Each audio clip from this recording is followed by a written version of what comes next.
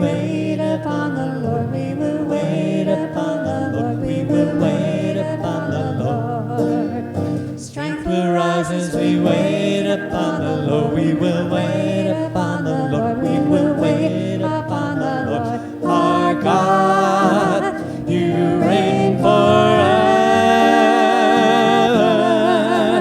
Our hope, our strong deliverer.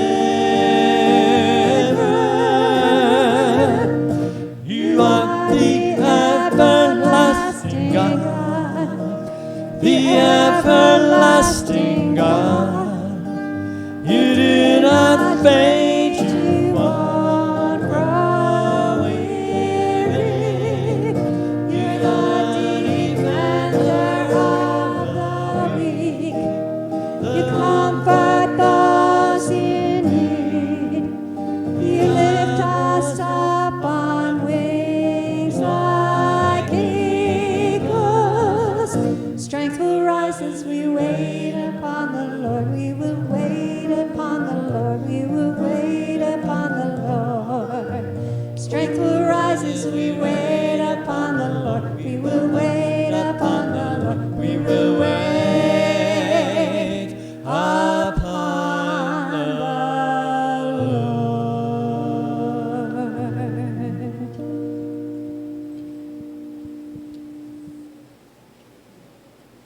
Let us pray.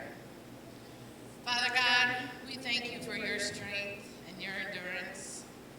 We thank you that you are here in our presence.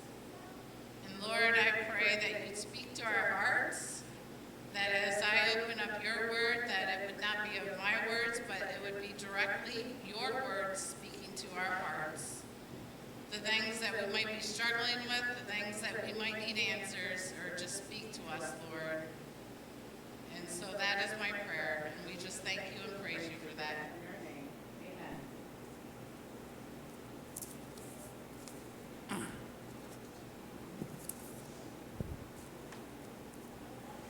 So from a simple childhood questions, like why is the sky blue? Or my favorite teenager over there likes to ask why all the time. It drives me nuts, but he says, why? Just like that, he's kind of smiling and laughing at me, Or when you get into college, you have a lot of questions and you have lots of deep discussions and stuff, but life is filled with questions. And we're asking how, why, and when. That we need to probe and find underneath to find some answers. And many questions we have of this past year and a half, right? Why? When is it going to end? How long? Where is God in all this? So many questions that we've had through this pandemic the last year and a half. Not all the time when we have questions about life, not all our answers are a lot of times wrapped up in a nice little box with a bow on top. And we get those answers. Some unanswered questions, they can create more of a nagging doubt, and lead to that question and stuff. Some might choose to live with doubts by ignoring them and living life, I'll just ignore my doubts and just forget about them and stuff. Some might be cynical and hardened with so many unanswered questions that they have in life. Still, others might continue asking and looking for answers in life's hard moments. And that's where we're going to get to the prophet of Habakkuk. There's a whole little book on it. Actually, Julie got me into reading the Minor Prophets again through a Bible reading plan. And I have to get caught up a little bit, but I got kind of stuck on Habakkuk and a few other ones here. And so we're going to talk about Habakkuk today. And he was someone who saw answers. He was troubled by what he saw, and he had many difficult questions. Thank you. You finally got my message. I texted him about 20 minutes ago for water. So thank you. So he had so many difficult questions, this prophet did. You know why? Because he saw a dying world. He saw it and it broke his heart. And so there was so much evil going on at that time in the world, and he was like wondering, and he began asking those difficult questions. Why do the wicked seem to be winning? He boldly took his complaints directly to God. See, Habakkuk lived in a time, at a time when there was a godly king, Josiah, and knew that he lived through that revival time. But then after Josiah, it declined. And so he began to see God's people and the nation slip into a spiritual decline and sin. Now, I think it's interesting. The name Habakkuk, the Hebrew, means to embrace, or one he who embraces or clings. And so as Habakkuk is asking these questions, he is bracing, he is clinging to God for answers. And so he comes to faith, even a stronger faith, through some of his questions. So we're going to start in chapter 1. I'm not going to read all 3 chapters that you can go back and read, but I'm going to highlight some verses as we go through. We'll start in his chapter 1, verses 2 through 4. I'll read 1, 2. The prophecy of Habakkuk, the prophet received. Habakkuk, how long, he says, Lord, must I call for help? Don't you see, we've been doing that for the last year and a half, right? How long? How long, Lord? But you do not listen or cry out to you. Violence, but you do not save.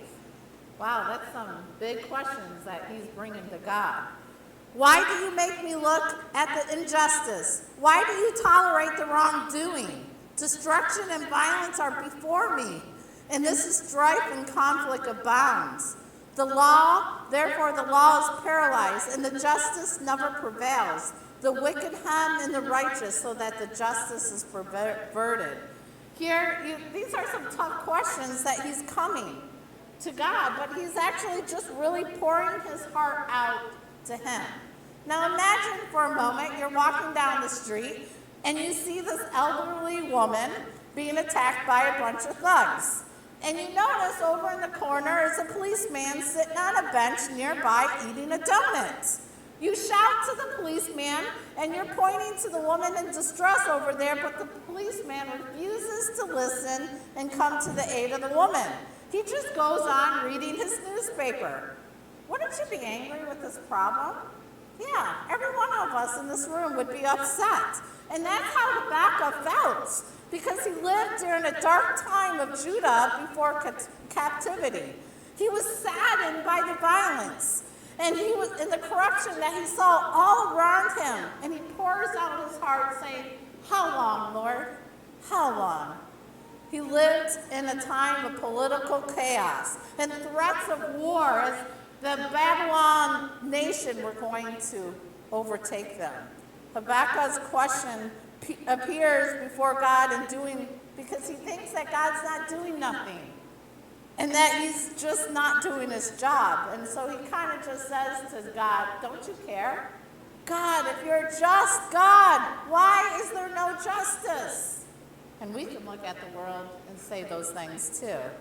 So God's answer is in verses 5 through 11. You can read those later, but I just want to point out what God comes at the very first and says in verse 5, look at the nations and watch and be utterly amazed, for I'm going to do something in your days that you would not even believe if I told you.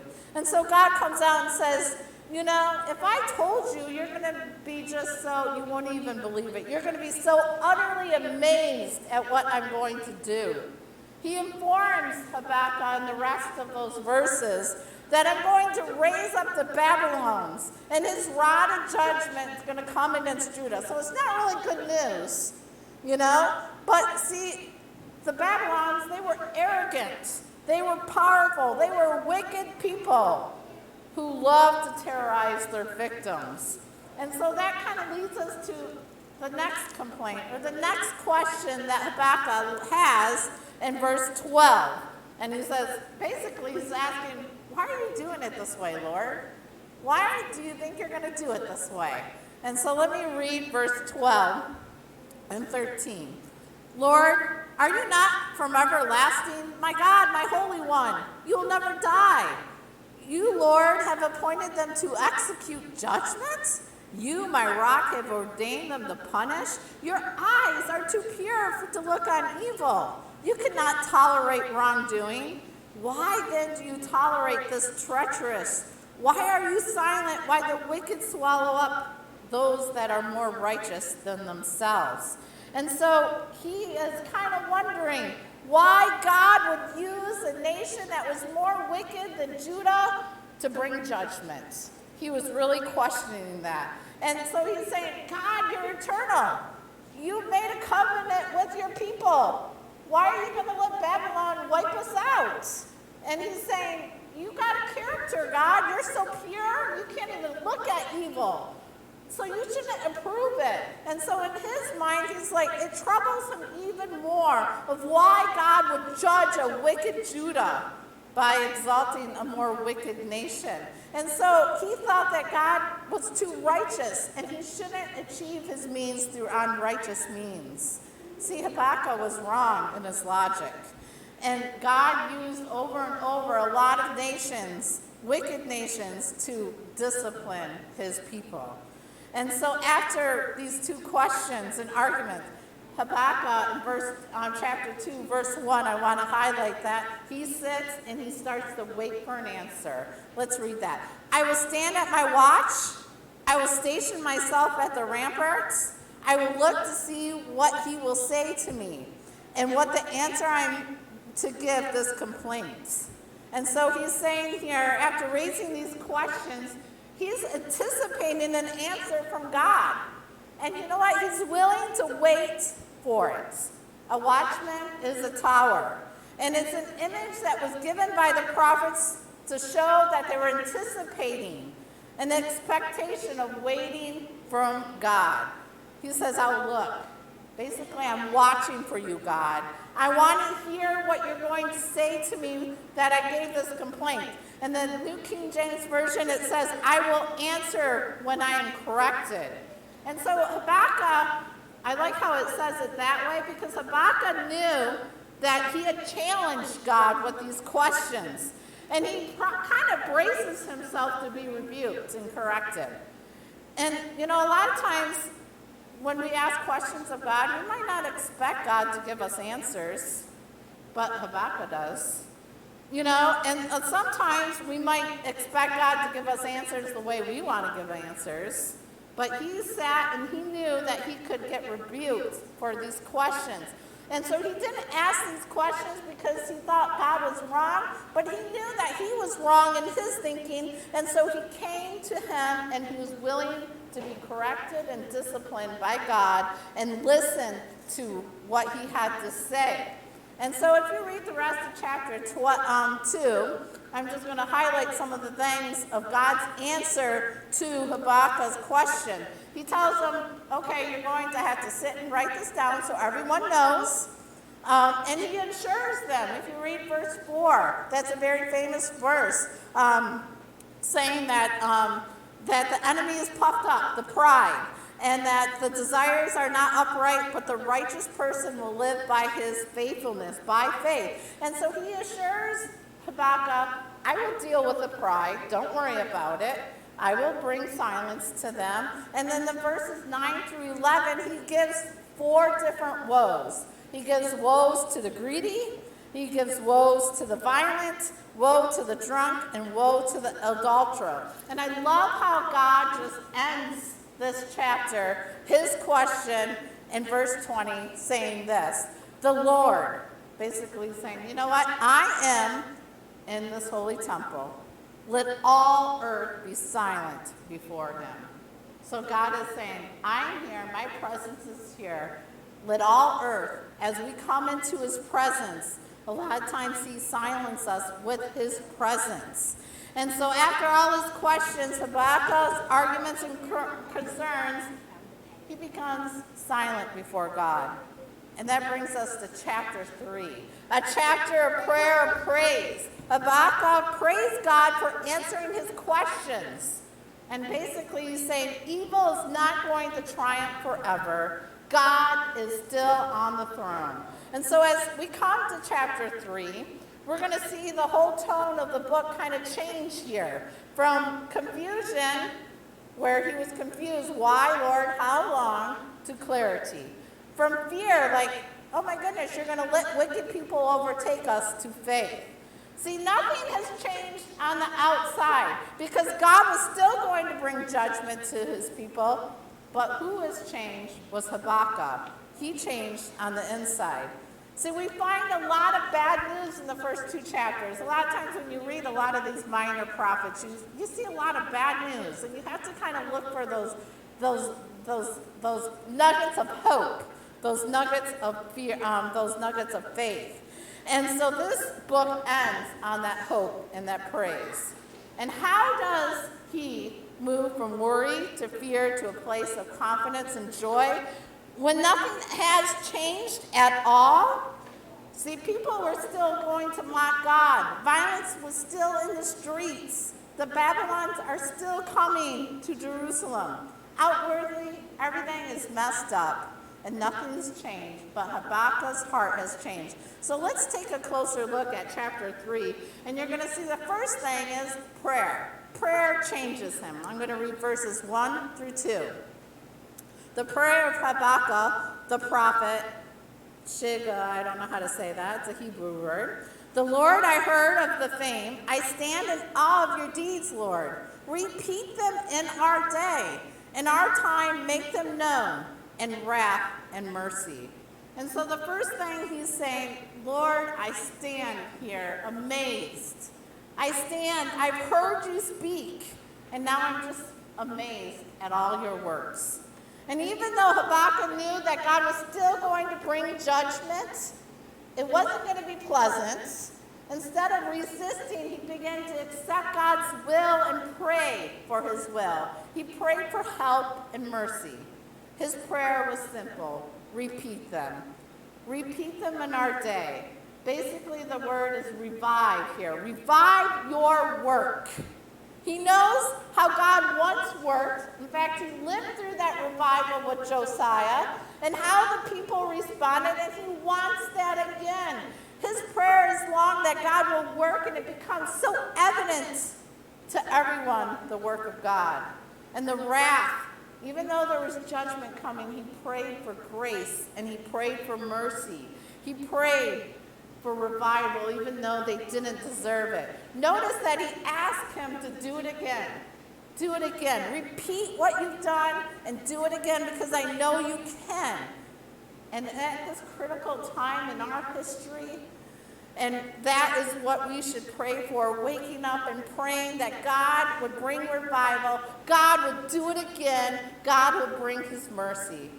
Because it's easy to doubt what God is doing when we look at the world. You can look at the news and what's going on in Afghanistan, and we can get doubtful, and we can wonder. But this is when God usually comes in and reveals himself in desperate times.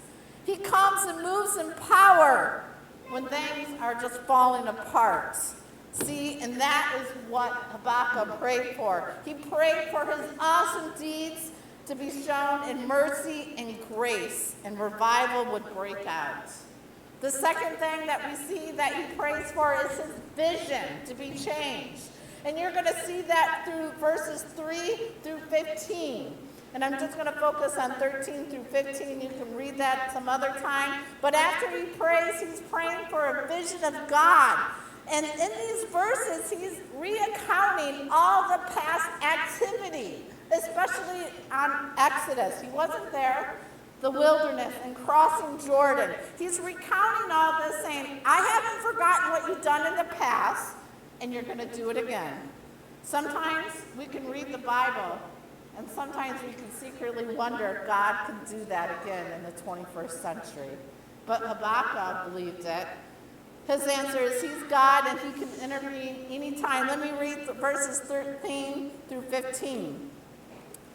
You came out to deliver your people. You saved your anointed one. You crushed the leader of the land of the wickedness. You stripped him from head to toe. With your own spear, you pierced his head. And when his warriors stormed out to scatter us, the wretched, gloating as though about to devour, the wretched who were hiding, you trampled the sea with your horses, kerning the great waters.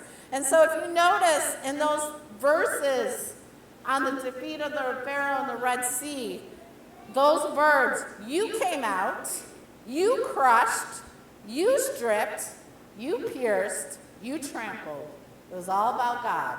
It was all about God gets the vision. He gets the credit for all this. And why does Habakkuk pray like this? Is he wants a big vision of God.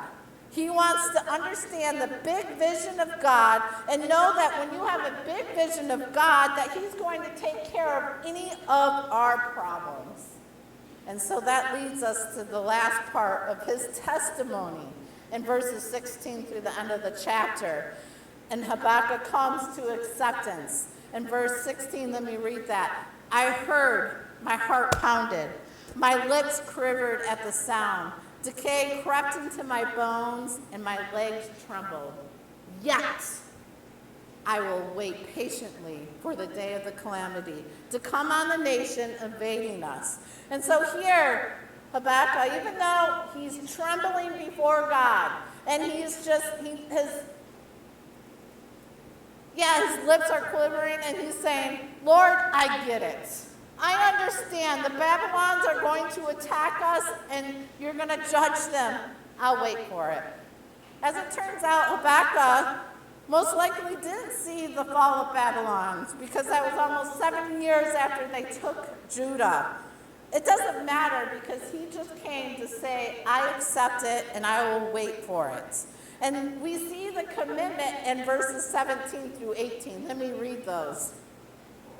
Though the fig tree does not bud, and there are no grapes on the vines, though the olive crops fail, and the fields produce no food, and though there are no sheep in the pen, and no cattle in the stalls, yet I will rejoice in the Lord. I will be joyful in God, my Savior. And so here we see his commitment that even when life tumbles around him, yet he will rejoice. That word rejoice means jump for joy. Some might even say a dance for joy. I won't dance here. But how is that possible that Habakkuk can totally dance and rejoice when there is a total economic meltdown? See, you got to understand, Judah back then, they depended on those things. If they ran out of figs, olives, grapes, grain, sheep, and cattle, they were in big trouble, and he knew it, and he said, yet I will rejoice.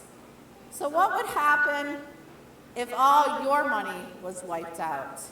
What then? What would happen if you lost your job, and what would happen if you ran out of food? What if you can't pay your bills? What if your loved ones never came to Christ?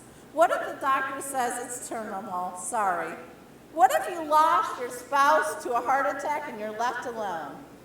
What if America falls to a foreign power?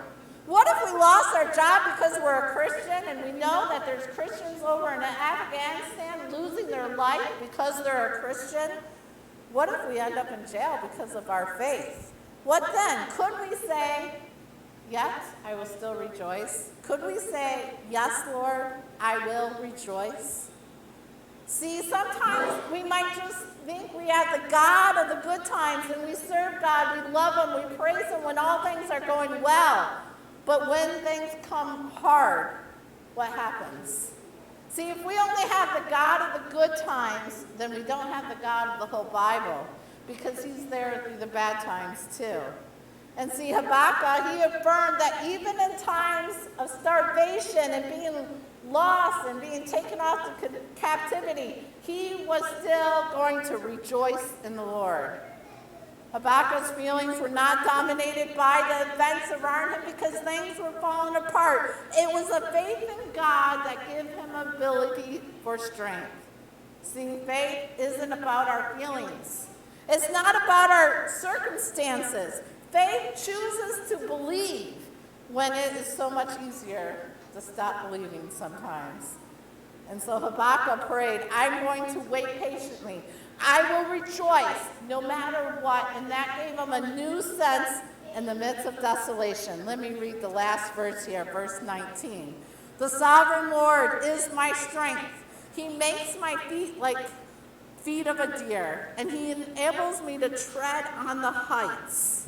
And here he's saying, God, you are my strength. My feet. That speaks of our life's journey. As we walk through this life and we go through times of valleys, go through times of hard times, good times, and all of it. He's saying, your feet will be like a deer, like a sure-footed deer. If you've seen a deer go running up a slippery slope, they're going to go up it while we might fall back down. See, if we know God, he gives us that strength. He gives that stability. When we look at the news, we can say, it's okay, God's still on the throne. He gives us that strength through these moments of life. He gives us that strength and that grace when we could fall apart. God will give his followers strength and sure-footed confidence during difficult times. And we can be like a deer. We can be like a deer that runs across those rough and dangerous places, and we can more than survive. We are raised into heights. That is thriving.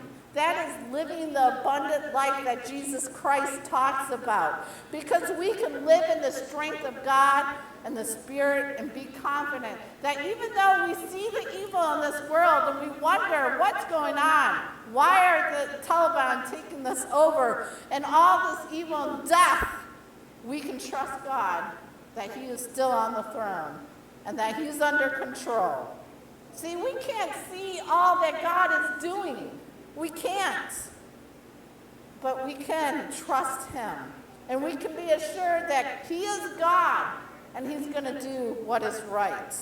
So we can declare with our lips, Sovereign Lord, you are our strength each day. We can affirm this confidence in this confusing world. And as we come to a close, we're going to close with the song, Do It Again. And in that song, it talks about God's faithfulness. And I know some of us here have questions. Some of us might be wondering, how long is COVID going to go on? Or how long does my loved one have to suffer? How long, Lord? Whatever the questions is that we have, they're all personal to us. They're all different. We can bring this to God during this praise song and say, Lord, you are faithful. We stand upon your promise. We stand upon you. Give us feet like the deer and help us to go through these trials and these questions. Let us just sing this song.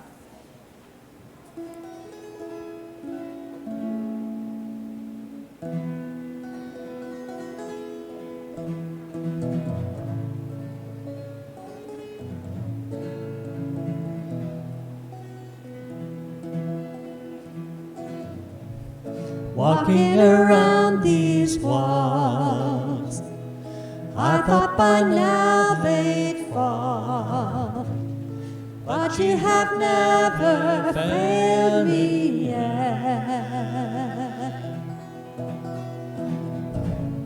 Waiting for change to come, knowing the battle's won, Lord, you have never failed me yet. Your promise still stands, great is your faithfulness, faithfulness.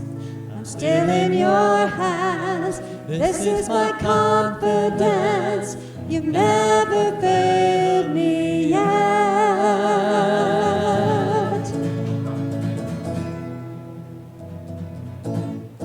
I know the night won't last, your word will come to pass.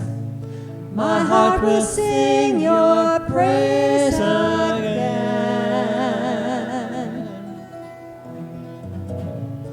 Jesus, you're still enough. Keep me within your love. My heart will sing your praise again.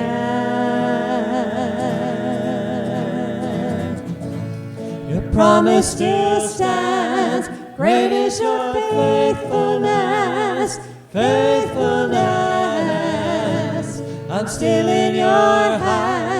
This is my confidence. You never fail. Your promise still stands. Great is your faithfulness, faithfulness. I'm still in your hands. This is my confidence. You never failed me yet.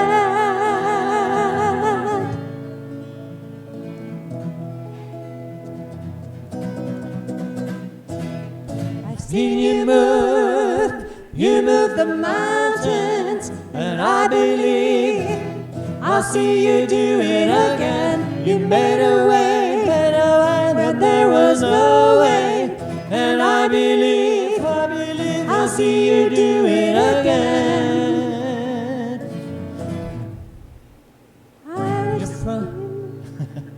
I've seen you move. I've seen you move.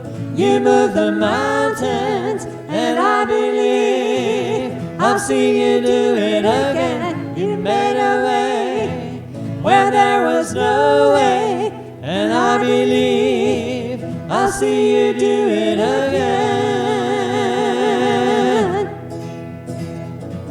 I'll see you do it again. Your promise still stands. Great is your faithfulness, faithfulness. I'm still in your hands. This is my confidence. You never fail. Your promise still stands. Great is your faithfulness, faithfulness.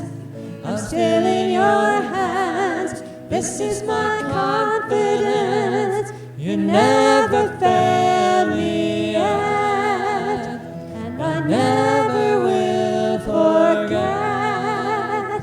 You never fail.